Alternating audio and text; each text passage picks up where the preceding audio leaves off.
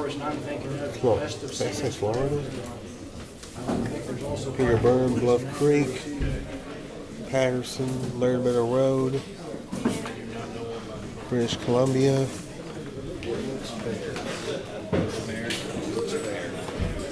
These are some of the casts on sale. Picked up a copy of that one yesterday, the Hyam from. That's because it's evidence of somebody poaching. These are just, some of these are examples of footprints. There's nothing past the Blue Mountains, Umatilla. Oh, this is an interesting one. Looks like the toe is divergent. Hey, Jim. yeah. I noticed this one looks like it's got the divergent big toe. It doesn't. Oh. Didn't bring the other. That was a trackway I cast. That I thought that was, but I had cast it, and it was just kind of a. I think it was an old deer track. It goes from here back, and Darren has the mate to it because I cast the right foot and the left foot. Yeah. They were fresh that night because I was getting rocks thrown at me. And I went down to where the rocks were coming from and found fresh tracks. I went back to camp. I was going to sleep, come back and cast them in the morning. And we had a rainstorm come through. Oh, yeah. So, yeah, I cast those the night of the Boggy Depot conference. But that was CNRA.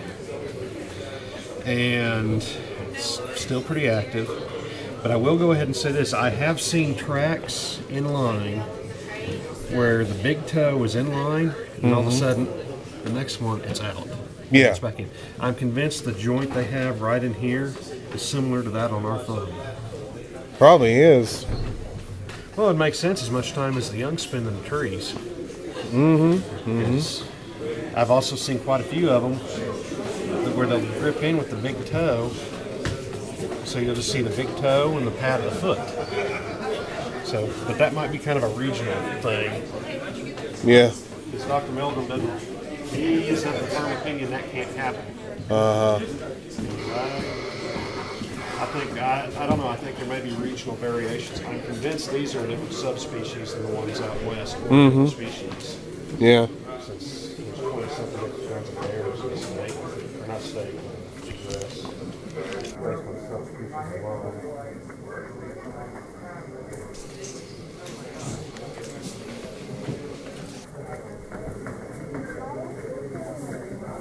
making a cast. Now, here's where the big boy, they call it Gigantor around here. Look at that. Gigantor, he's bigger. Wait, these aren't Gigantor? Nope. Oh my gosh.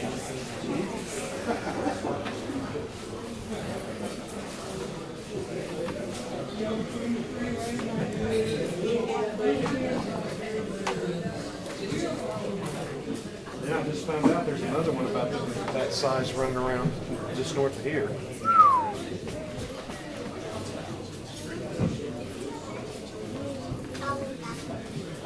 Yeah, these are the knuckle prints they got in this down at Lee's Creek last year.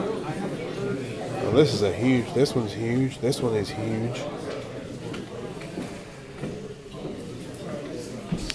Just to give you a little bit of scale, here's my wallet. I'm going to compare my wallet to this one. The size of my wallet. Look at that. Look at that. Holy smoke.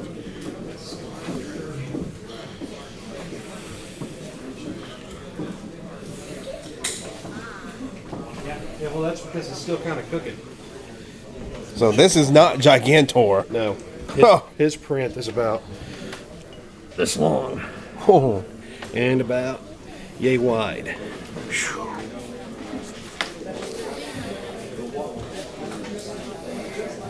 This must be his little brother then.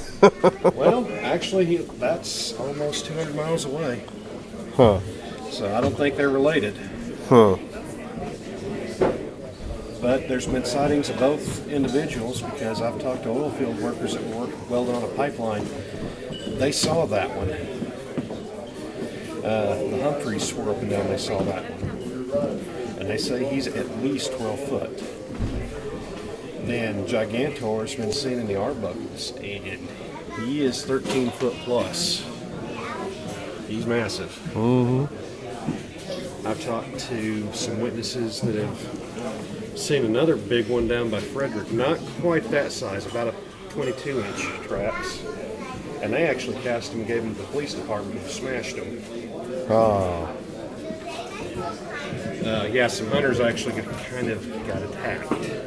Oh boy. There were two cottonwoods about as big around as these tables, and each hunter, there were two of them, they went down there to fix a hunting camp, and they had their backs to the cottonwoods, and the idea was the guy who's leaning on this one would tell that guy when he saw game, and he'd whip around and shoot.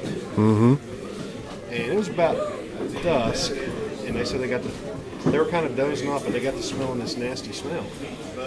And what had happened is one guy looked up, and the story was being told to me by the guy's little brother who went back out there with him the next day. And they're leaning up against this cottonwood tree, which they're saying is easily 6 foot thick across. He says he looks up and he sees these big arms wrapping around the cottonwood. And he yells, and the guy looks up and jumps, and when he does, it goes to grab. Well, it actually tears the guy's sleeve. Grabs the cottonwood and it just grips into the bark and tears big chunks out, and it steps back out around it. And the what was it GI said? Oh yeah, he said that they spun around and they fired bird shot because that's all they had at it.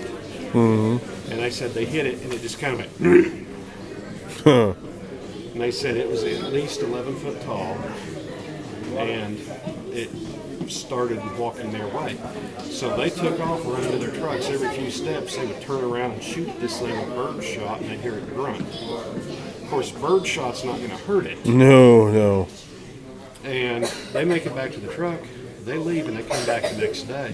And they said they found where trees had been ripped out of the ground, and they cast 4 22-inch tracks, and they took them to the police department down there in Frederick. And they said, look, we were attacked by a bear. They didn't want to call it Bigfoot. They said, we were attacked by a bear. They said, no, you weren't. We don't want to hear about it.